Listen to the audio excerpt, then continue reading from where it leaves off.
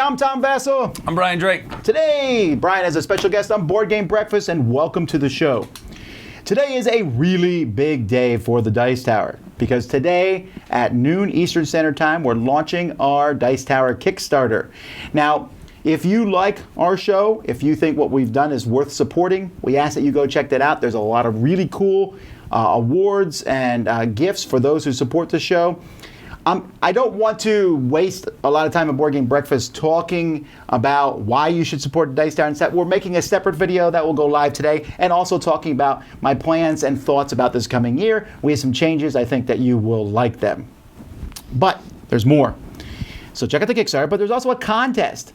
So right now on Kickstarter, and you'll see a link in the video below, there's a game, Onimaru, and you can win a copy of this game. Okay, so we're going to have 4 winners.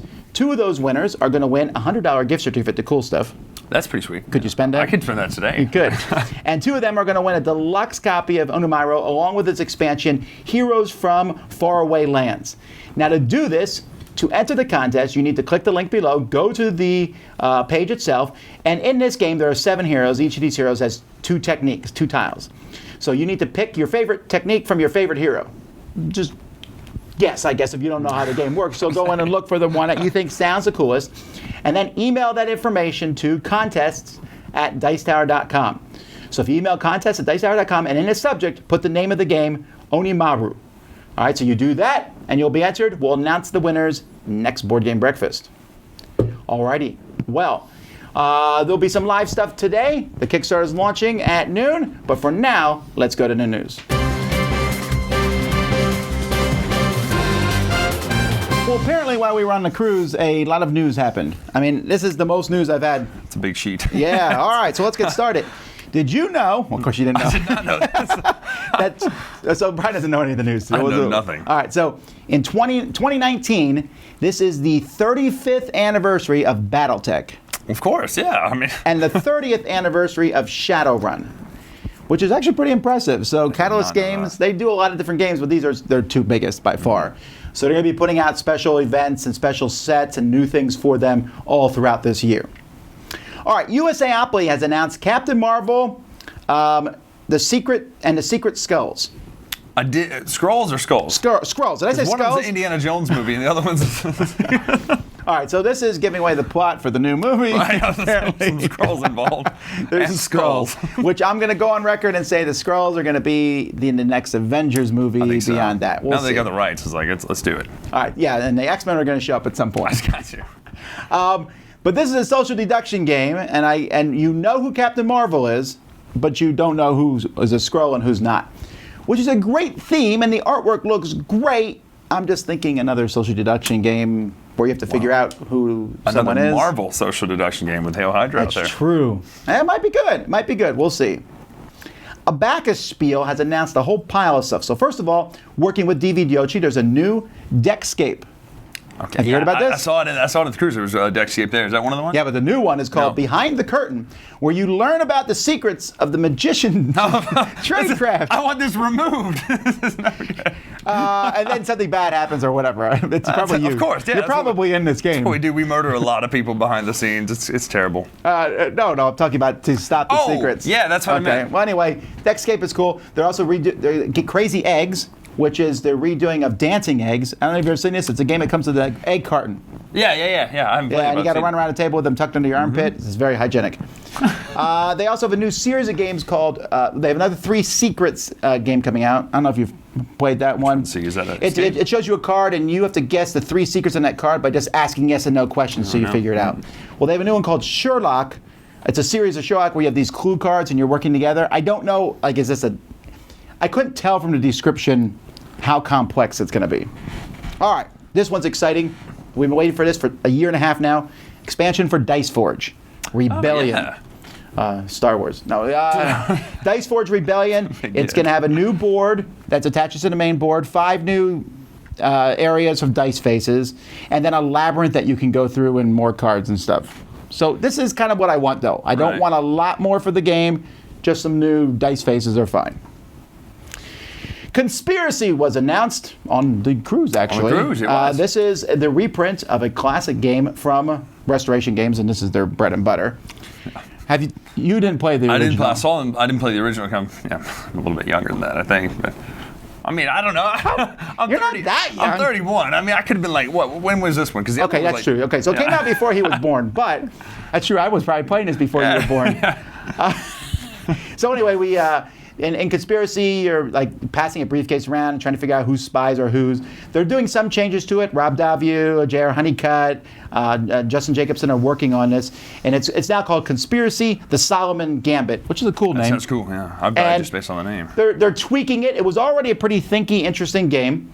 They're tweaking a little bit. There are fewer agents, so there's more interaction, and there are other changes. And we saw not the production copy, but like some pre-production stuff. Concept art looking stuff too, and it looked great, I thought. Yeah. Oh, I like the art a lot. All right, WizKids has announced the rise and fall of Anvilon. This is another Got to be D&D, is it? No? D&D game. Yes. But this one looks like it's a city defense. Like I saw somewhere it was described as semi-co-op, but I don't think that's correct. It looks like you're defending the city together, but you want to be the best defender. Gotcha. Type thing.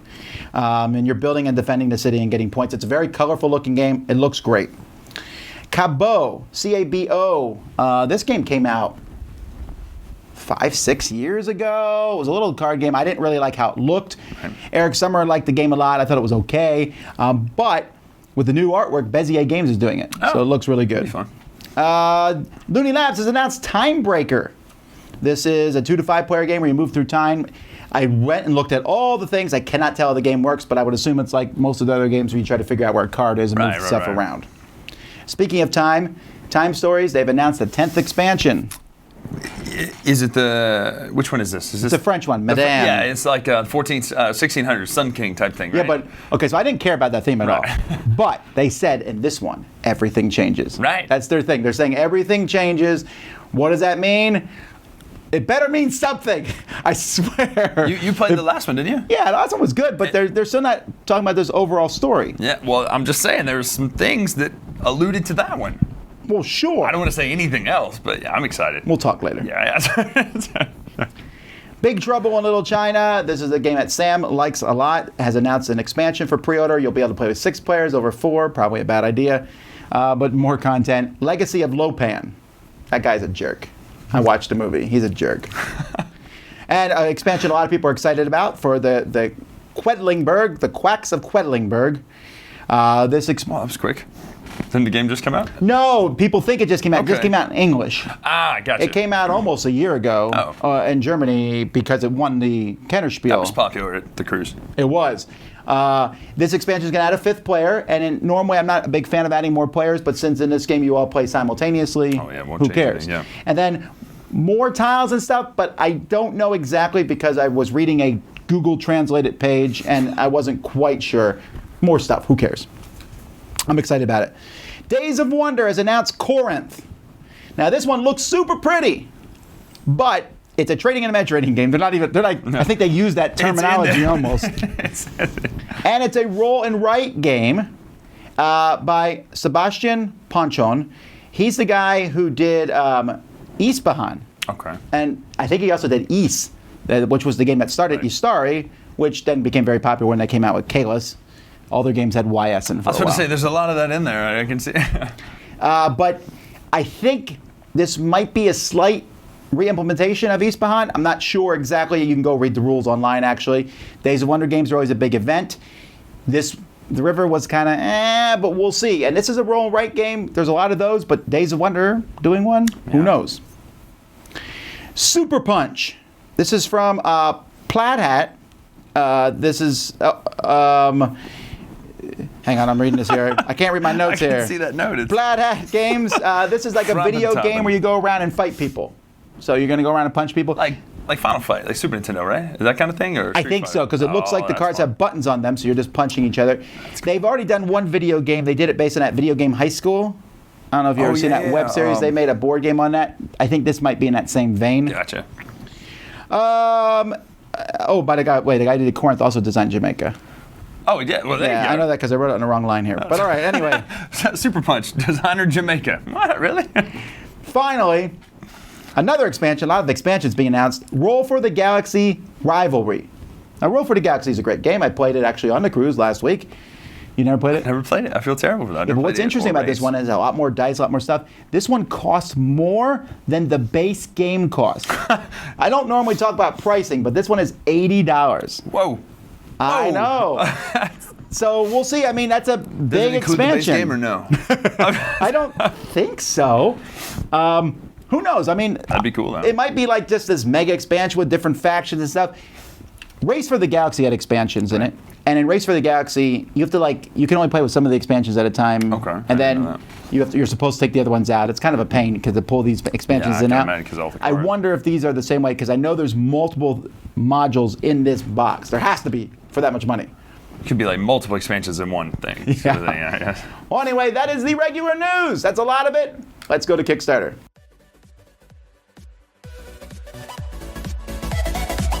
Hello, fellow gamers. I know most of you are probably dreaming about springtime. Well, I'm going to help you out with Kickstarter stuff and keep your pockets nice and lean, okay? So we have some big name companies that are actually releasing some expansions and reprints that are super amazing, as well as I found some super cute Japanese games. So let's get started. Featured this week, we have Dark Rituals Malleus Maleficarum by Darkgate Games. This is an asymmetric one versus many game that pits one of your witchiest friends against 2 to 4 villagers looking to battle it out by managing their pools of stamina and ignoring turn order, as this game lets villagers pick who should expend their actions and when it is most wise for them to do so for 60 to 90 minutes. This also comes with a solo mode and buckets full of impressive looking miniatures for $145. So since this segue from baneful witches to majestic little animals just isn't going to happen today, you're all going to give me a complimentary chuckle and take a look at Animal Kingdoms by Galactic Raptor Games. This is for 1 to 5 beasts looking to spread out and take control of as many kingdoms as possible by managing cards in your paws and the various territories you're looking to control for about 45 minutes, as players will ultimately be trying to build up cubes and collect those victory points by becoming king of each region. All for a pledge of $29. It's very good to be the king. Next up, we have a series of games that all have the most adorable pieces and themes in the Tokyo series Tabletop Games by Jordan Draper Games. This series of games is for 4 to 6 people that love smaller games that pack a lot of punch, as Tokyo Coin Laundry is a heavy dexterity game where you're trying to shove laundry into tiny machines, while Tokyo Tsukiji Market is a heavy economic game about catching fish and bringing them into market. And Tokyo Game Show allows you to compete against your friends with 5 mini games. These games start at a pledge of $35 and bundles are available. Lastly, we have Rival Restaurants by Gap Closer Games, which is for 3 to 6 chefs looking to become owner of the most popular restaurant by bartering for ingredients and making the most delicious recipes for 45 to 60 minutes, sprinkled with real-time gaming. That's right, folks. Upgrade your fancy restaurants, all while chaotically shouting at your friends and trying to create a cuisine masterpiece. So if you're interested in releasing your internal Gordon Ramsay, that will cost you a pledge of $64. Now for reprints and expansions. We have Luxor, The Mummy's Curse by Queen Games, which is offering 4 expansion modules that include a mummy, some equipment, treasures, and special adventures, along with a 5th player expansion, starting at $25. They also have bundle packages available with the base game. It also looks like Bezier Games is offering Suburbia, a collector's edition, which features recessed boards, new art, some metal coins, game trays, and a new expansion. We also have a light-up marker and more, all for $99. Lastly, IDW Games has released Teenage Mutant Ninja Turtles Adventures City Fall. Now, these games are fully compatible and standalone with new, fully co-op game modes. They also have a new narrative and alternative heroes and villains, all starting at $125. Thank you so much for joining me today. If you want to hear more about any of the Kickstarters that you saw here today, make sure to join me on Fridays at 1 p.m. Central Time as we talk about all these Kickstarters in depth and if we would back them or not. You just need to head over to gloryhound.com and I will see you there as you can join in on the live conversation. Other than that, we will see you guys next week. World War I sucked. They had big guns, they had gas attacks, they had flamethrowers, they had these huge, slow, lumbering tanks, and all this while fighting in trenches. Today I'm going to show you 1916, Verdun, a campaign of attrition. This is a game designed by Ray Weiss and published by Conflict Simulations. So this battle, which lasted 10 months, occurred in Verdun, France, where the Germans were attacking the defending French army. Now this new company deals with real battles and real situation, making this a conflict simulation game. Pieces that you will be playing with on the map are actual units that were at that battle at that time. There are approximately 3,000 men per unit. Each turn is about 1 month, and each hex is about 12 miles wide. This is a game for people who want to relive this battle, who want to feel how it was at Verdun. There's a phase in the sequence of play called attrition, where you add up all your strength points that you have on the map with dice roll modifiers, terrain, whatever it may be, and you look at a chart, roll a dice, and some men get lost due to illness, death, the slow chipping away of your enemy or of yourself.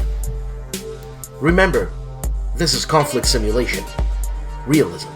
Another little bit of realism in this game. You want to use gas? Sure, go ahead and use gas. Which way does the wind blow? Well, on the 1 to 3, it blows the way of your enemy. On the 4 to 6, it comes back to you.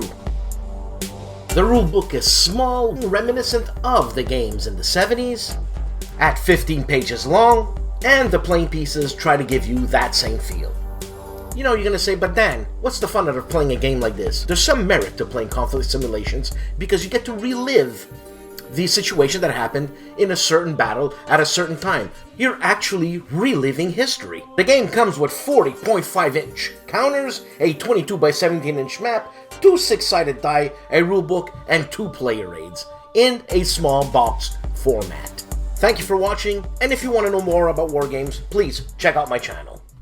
Playing RPG or board game and want to add a little extra something to your game night? Do you like listening to music? I want to share you something that you may like. It's called Melodice. It's online, it's free, coming up.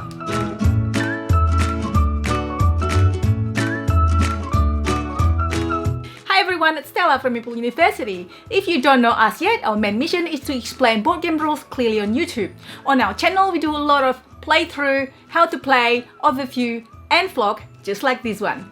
So you have a few friends over, ready to explore that dungeon together, or put in your thinking hat for that game that you have been learning on Meeple University video.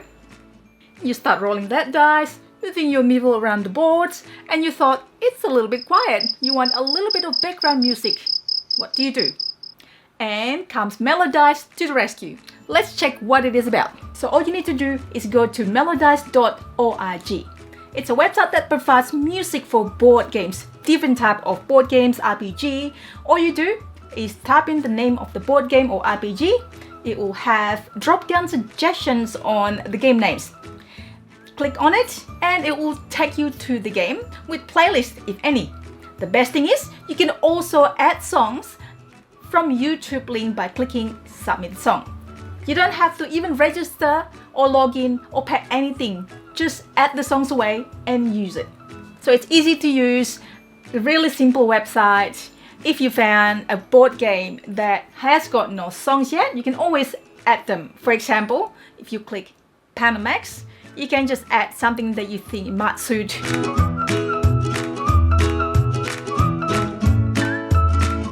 Thanks for watching. If you enjoyed my segment, please consider checking us out on YouTube. Until next week.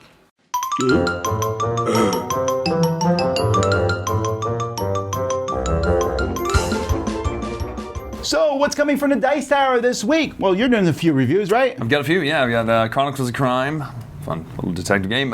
Raccoon Tycoon, and then the Dresden Files, the card game, and a whole lot of expansions with that. So. Yeah, okay. And I have some other reviews coming up. I'm going to finally be taking a look at Comanauts. I know I said I did it a few weeks ago, but I wanted to get some more look at it before I did that. We're also going to be doing some live plays this week. Tomorrow, we're doing an unboxing of the 18 boxes that showed up from Essen. They finally showed up. A little late, but better late than never. So what came in those boxes? I don't even remember.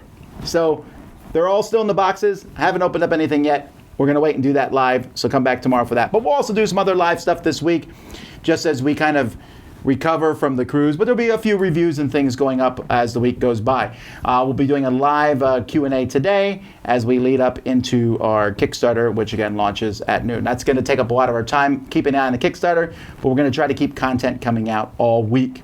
And of course, our podcast, we recorded a podcast on the cruise that kind of went bananas halfway through. Is that the live show? Yeah. The Riddler showed up. You'll have to listen to the episode to find out. So, anyhow, that's coming out on this Tuesday. And, of course, lots of other stuff from the Dice Tower Network shows. And you can find all that at dicetowernetwork.com.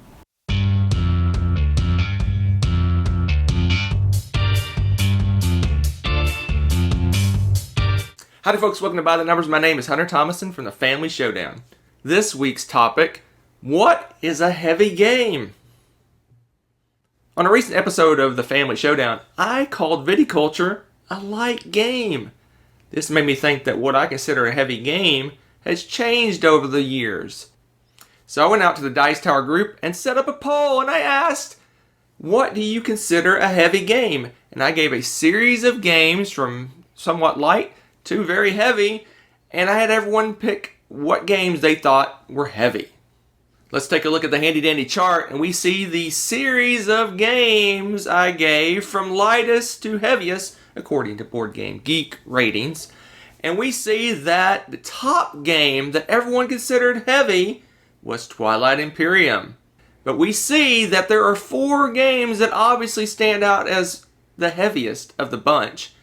And there seems to be a definitive line somewhere right here-ish that people consider the barrier between what they consider, I guess, medium weight to what they considered heavy. And I was surprised to find that games I've been calling medium or light are actually heavy games to most people. So I think I need to calm down a little bit. Looking at the relative percentages of each of those games, we see that the majority did pick those top 4 games. And only about a third of the people picked Agricola as a heavy game. Which is curious because I would think that a lot of people would consider Agricola a fairly heavy game. So what do you think? What do you consider a heavy game? Where's your barrier? What game is like the lightest game that you consider a heavy game? We'll see you next time. Happy breakfast, everybody. Today, even though it's a little bit into January, I'm going to talk to you about a couple of games and an expansion that I'm really excited for in 2019. Now, in terms of the expansion, it has to be the Grizzlies are coming, are going, or whatever it translates as for Barham Park. This is going to add in some grizzly bear tiles, as well as monorails, and any excuse to get this game back to the table for me is a plus point. Not only is it that, you're also going to have extra areas, a 5th board per player for the park. So that sounds cool. See how it changes the game. One of the games I'm excited for is thematically already been covered a couple of times in 2018, and that's a sort of detective game, and that's Detective City of Angels. Now, this is actually one that Z was predicting was going to come out last year, and he said it again for this year that he's anticipating it. And ever since he's mentioned it, it's also been on my radar. The bit that I really like, other than sort of the general sort of cop case vibe, is the fact that you can push sort of for more information. We see in a lot of like cop dramas and stuff, you know, that sort of not quite dirty copper, but sort of having to push to really get the full information from someone. And I just kind of like the way that has almost become a mechanic in that game. See how it plays. Hopefully it does come out this year. The first game, or the top game that I'm actually really excited for this year, is one I played a round of not a full game at Essen, and that was Tang Garden. Now, it starts off very plain board, almost lacklusterly plain and simple, but as the game progresses, you're adding these tiles down, and as well as sort of some cardboard components of trees and little temple-like things, and you just fill this board, and it becomes beautifully colourful. The Emperor, concubines, and other people sort of come onto the board in miniatures, and it just looks stunning, and I cannot wait for that game to be out to play it yet again. So that was the expansion for Barham Park, that was Detective City of Angels, and Tang Garden. Three games or releases that I'm really looking forward to in 2019. Anyway, let me know what you're most anticipating in the comment section below. And I'm Oliver East, signing out.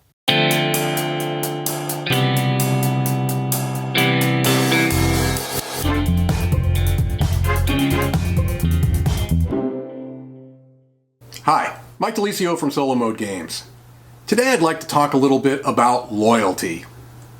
In the gaming world, do you feel a sense of loyalty towards particular designers or even publishers? And if so, how did it get there? Could you lose it? What would it take to lose it? And if you did lose it, what would it take to get it back? I think I could speak for myself. There are particular designers that I have found over the years that I tend to like their games. And so I'm going to obviously pay more attention to those. And I even would say that I feel a sense of loyalty towards them, that I want to give these games a shot.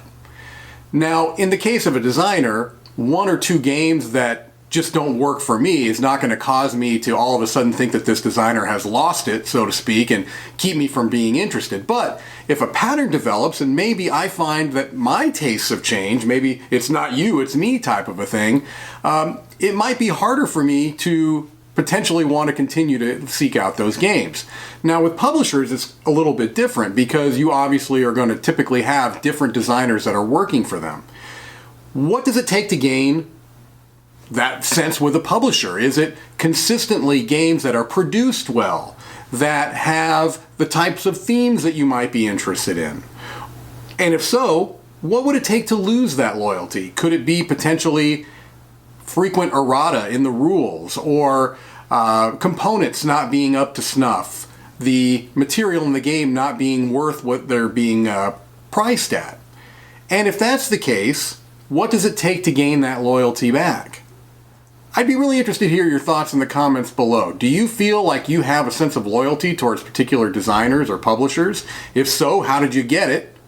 If you could lose it, what would it take? And what would it take to gain that loyalty back? Thank you so much for your time as always, and have a great day. I'm back.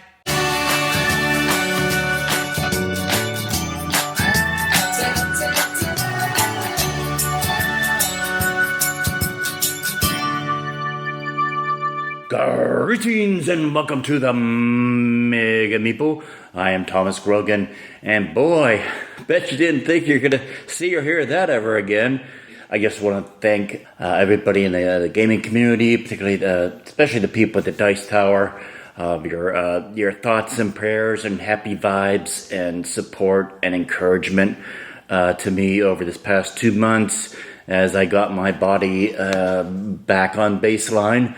But can't keep a good man down, so I am still here. I'm not one for New Year's resolutions. In fact, to me, if something is important enough to me, I'm not going to wait until some arbitrary day on the calendar to start it. I'm going to start it today, right now. I'm not going to waste time. There are some New Year's resolutions that lend themselves to being able to look forward to a new year. And that's the whole 10 by 10 thing, or usually some variant of that, 10 by 10, 360 by 1, or something like that. You take 10 games and you play it 10 times throughout the year. And you could even spice those things up, I'll have a 10 by 10 of games that have a specific theme or specific mechanic. So my question to you is, have you started a 10 by 10 as a part of your 2019 gaming resolution? Have you ever done a 10 by 10 or some variant thereof? Sound off in the comments down below. Let me know if you're participating in something like that for 2019, or if you have in the past, and how successful and how far along that goal did you reach that year. And if you want to find out more about the Mega Meeple or the podcast or my YouTube channel, you'll find everything there at the website, www.themegameeple.com.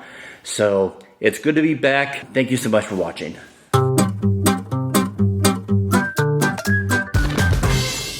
Now, some of you at this point may be wondering who this guy is.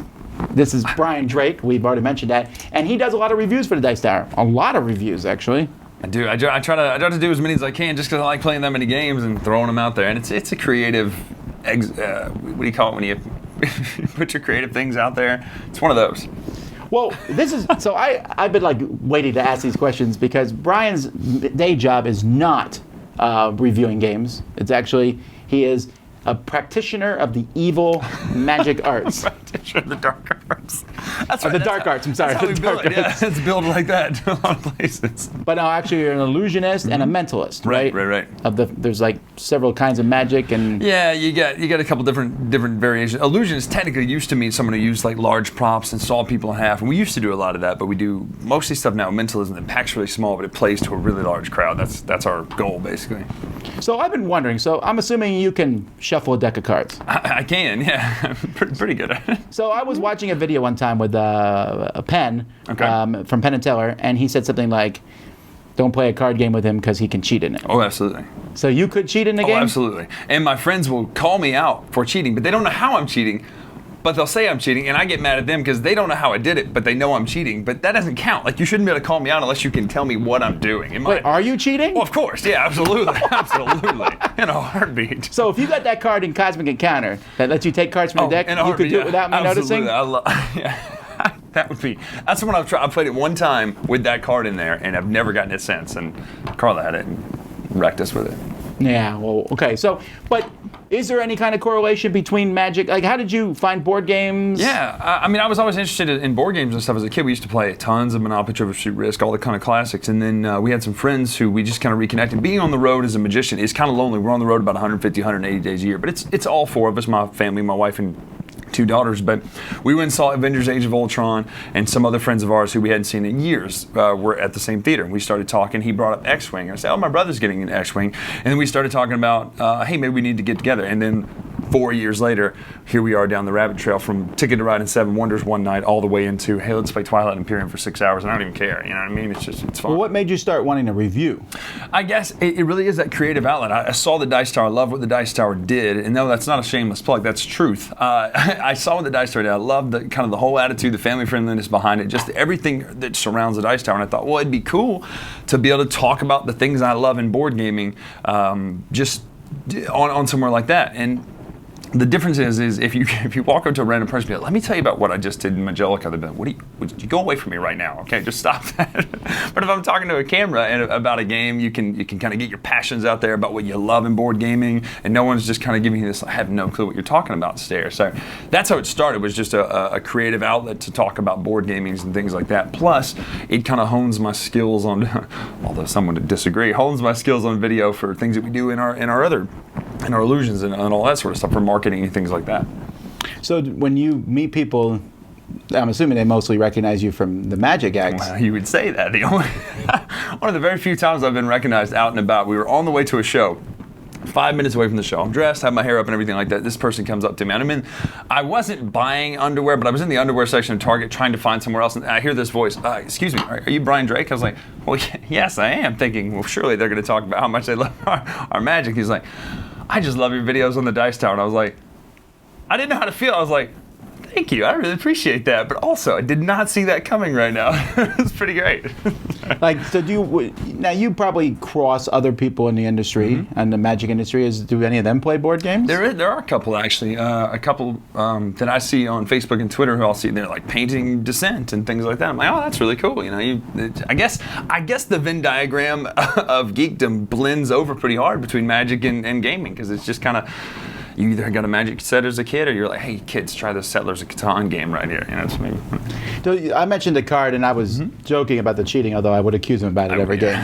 Are there other skills in magic that pass over? Like in mentalism, can you convince other people in a social deduction game that you're innocent? So I am really good at social deduction games, but I don't know that it's 100% because of that. But you can. I mean, there are certain psychological tells that people do, and you can kind of pick up on it. Now, it doesn't take a trained mentalist to do that, but certain things I look for when I'm looking for people in general, signs of nervousness, signs of things like that, you can pick up on. But Carl and I also do a 2-person telepathy act where we can communicate with each other silently. So us playing code names on the same team is really bad because we'll be telling each other stuff, no words, nothing, and I it's feel like super that's cheating. cheating. No, that's 100% cheating. We don't do it, but it's 100% cheating.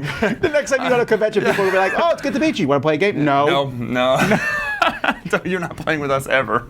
Alrighty. Well, that's interesting. So, people can find out about you on your website. Yeah, BryanDrakeShow.com. You can see kind of if we're coming to your town, your city, or anything like that, and come to one of our shows. We'd love to meet you, to play a game or something like that. It'd be great. Alrighty. Well, let's keep moving. Randy and Ellen, we game together. It's your turn. Ooh. Hey guys, I'm Randy. I'm Ellen. Welcome to We Game Together. We're talking about Vasel Stop. Let's stop. And I actually toot.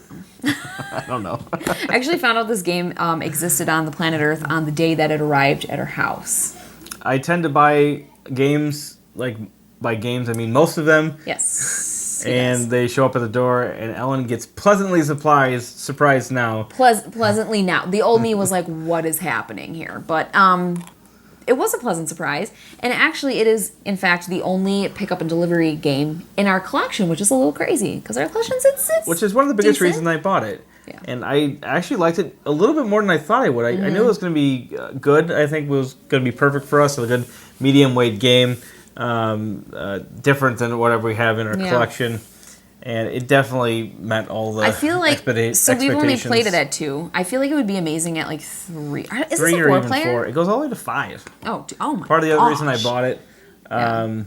And I think that some people have said that 5 is a little too much. I feel like that would be true. But that's kind of the truth for I feel any of these I feel games. like 3 would be like 2 was really fun, but it was a little solitary between us. A little bit. There was some But you interaction. get more trains that you can play with, you can play with them if you want, but use them to acquire the goods that you need. You play hexes down and you go along the tracks. You stop at little depots and get some goods. You can turn those goods into other things. And then ultimately, if you get to the end, then you can turn in certain goods for points. And that's the primary way of getting points. There's also a stock aspect to it. That's right. You can invest in stocks. Right, you and can all pay that. goods or whatever it is to acquire stocks, and then that's point It's a fun way to scoring score at the end. I thought the scoring at the end was cool. I liked it. I like that. Yeah, and then you get like a little bonus when you get your train at the end too, which helps, with your other trains. The other thing that I like too is this game looks different than other games. Like the color palette is just so pretty. Yeah, the color pieces are really quite different. There's like pink and blue yeah, and there's like green a pastel and orange. pink, which y'all know how I feel about that. So we're into this. Yeah, and we got the Rocky Mountain expansion too, which added a lot of variety. I'm glad we did. I feel like it. I think that the would get base would have samey gotten with a just little base. samey, and not that it was too basic, but I did like the extra aspect of the Rocky Mountain expansion. It costs a little bit more to go over the mountains if you're the first one laying tracks down, but it does give you quite a bit of rewards too, so a lot of fun. Which is just like life. Harder you work, more goods you get. I don't know. Well, hopefully. I don't know. But anyways, picture of the day is a picture More of New Randy York. took New York. Good times. Guys, have a great week. Yep. And we're on Twitch, YouTube, Instagram, Twitter. That's true, we are. Follow us. Follow us, guys. Or don't, but do. But do. Bye. Bye. Hey there, everyone. It's Jen, the board game librarian, flipping some pages, pushing some cubes. It's been almost a year, I think, since I've been on Board Game Breakfast, and I'd like to thank everyone who takes a look at my segment. This week, as always, we are putting together a book and a board game that shares its theme. This is one that I just finished reading, and it's a modern classic, Tinker Tailor Soldier Spy by John le Carre. So this is one that is considered one of the best spy novels of all time. Le Carre was from MI6, and he really knew his stuff. This book is very dense, very detailed, and sometimes overly complicated, but the details that we get in here about spy agencies, how they run, the inner workings are top notch because, again, he lived this. This was his job for many years. So there are a couple of spy games out there, and the one for me that pretty much shares the same theme is Covert by Kane Klenko, Renegade Game Studios, 2 to 4 players. So in here we have a spy game where you are looking to complete missions and kind of uncode, do some uncoding, decoding as well. What I like about this game is the fact that you are traveling around Europe, you are collecting clues, and you're doing a bunch of things that spies will be doing in real life. A lot of travel. There's a lot of travel that goes on here in Tigger Taylor. And, you have a secret identity as well. Everyone is given a role at the beginning of the game with a special power. This is one that doesn't get a super lot of love, and an excellent pairing with Tigger Taylor. Happy breakfast. Two brothers set loose in a thrift store. This is Thrift Store Throwbacks. Ooh, I'm so excited, man. I'm so excited. We finally found a modern board game at a thrift store. Can happen. Okay, you know what? I gotta calm down. Okay, listen. We gotta call Tom ahead of time. We gotta let him know. Yeah, you're right. Okay. Put on speaker. Yeah. Hey, Tom! Tom Vasel. Hey, everybody, I'm Tom Vasel. Yeah, no, we know. We called you. You're in my contacts, man. How are you, dude? Hey, dude, check it out. We found a game. A real, proper board game. The Murph Brothers. It's the Brothers Murph. Yeah. The Murph Brothers. No. The Murph Brothers are... Brothers Murph. Kind of a brand. Brothers Murph. Trying to build a brand, but it's okay. Anyway, dude, we found a game. A proper, real board game. Ice cool. Yeah. Can you see us right now? Do you have cameras in here? Hello? Yeah, man, we're so excited. Okay, we're gonna get. We need to let you know, man. I love it. So we're gonna get into the gameplay. We're super pumped. I want to show them how it plays. But it's super fun. Let me show you. No, we're gonna do the gameplay. Yeah. The rest of everyone is going to be starting on this red dot here. Because we're in the thrift store segment right now. This is ours. So you start with the person You could stop explaining the game who is next to the hall monitor. at any point. Okay, Tom. Then the next person goes. Seriously, please, can you let us do this? Taking our thunder a little bit. 2 to 4 players, plays very quickly. Stay out of this, Healy! Yeah, stay out of this, Sam. But your kid can stay. He's cool. He's cool. Through a door or multiple doors. Okay, Tom. Please. You will take that fish token off. Please let us have this. Ice Cool, designed by Brian Gomez and published by Brain Games. Shut up, Rodney! I will break your Canadian legs. I don't care how nice you are. If it went all the way through and then somehow spun around. You know what? Fine, everybody. You know what? Fine. No, we finally get one. finally get one. It's just 2 years of work. Oh, no, whatever. Yeah, just been here whatever. forever. Okay, screw you guys. Get it. You talk about this game. Okay, so you hit penguins around. This game is great. It's fun for kids and adults, whatever. It's Ice Cool. Well, I can't even. Check out the Bros Murph YouTube channel. Tom over here, too cool for school. Penguins. Penguins.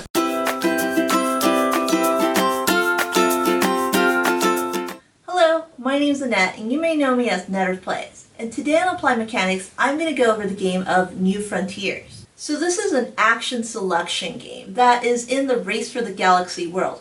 So let me show you a little bit about this game and what I really like about it. So here's the game of New Frontiers.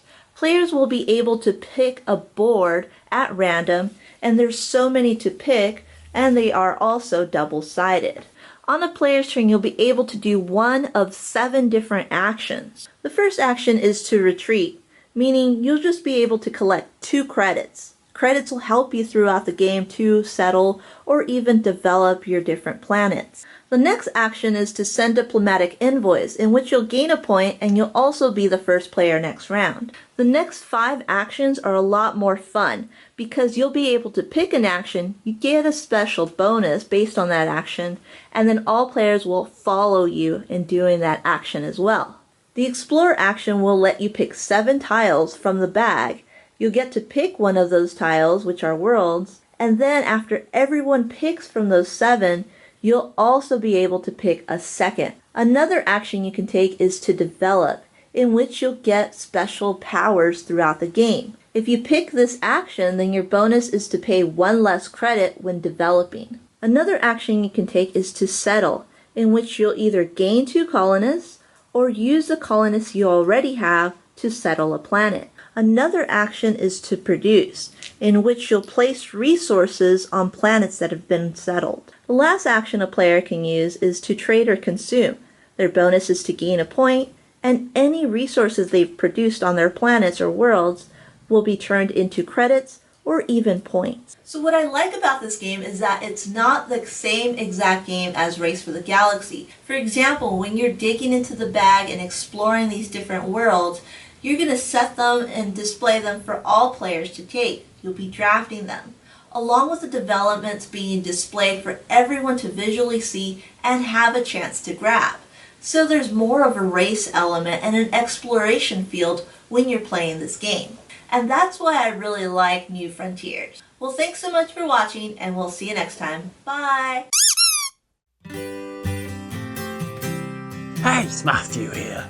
I know it's shamefully late to be talking about New Year resolutions and all that kind of stuff, but I just want to quickly talk about it, because I can. I think last year my New Year's resolution was to play every game I own, and I think I did that. And the deal was that if I didn't play that game within a year, I was going to sell it.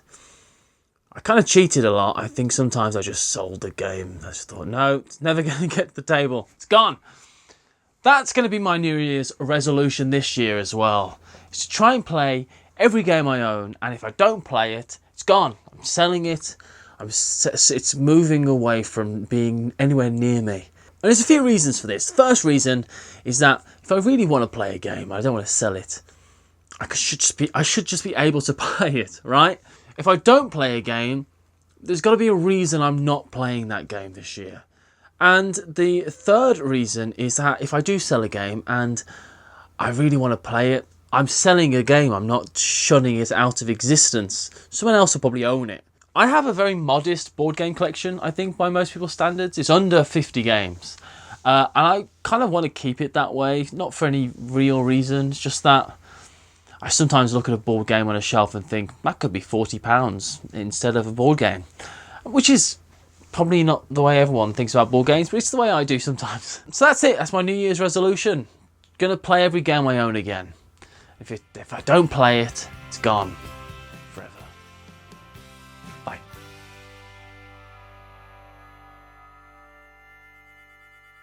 Alrighty, that's it for another Board Game Breakfast. As always, thank you to all the contributors. They do a fantastic job each week, and we appreciate them. Thanks to Bryan for showing up here. Don't forget to enter our contest. If you started like halfway through the episode, I don't know how you can do that, but go back and get it. Check out our video today. I'll be talking about the changes we're doing to Dice Tower. Check out our Kickstarter coming up today at noon. Thanks again so much for watching Board Game Breakfast. Until next time, I'm Tom Vasel. I'm Bryan Drake. And he's a cheater. Anyway, you've been watching Board Game Breakfast. Thanks for watching Board Game Breakfast. Tune in each week for your daily dose of gaming goodness with Tom Vasel and all the gang. Until next time, I'm Eric Summerer, and you've been watching Board Game Breakfast, a Dice Tower production, sponsored by Cool Stuff Inc., an amazing place to buy board games. Cool stuff in stock at coolstuffinc.com.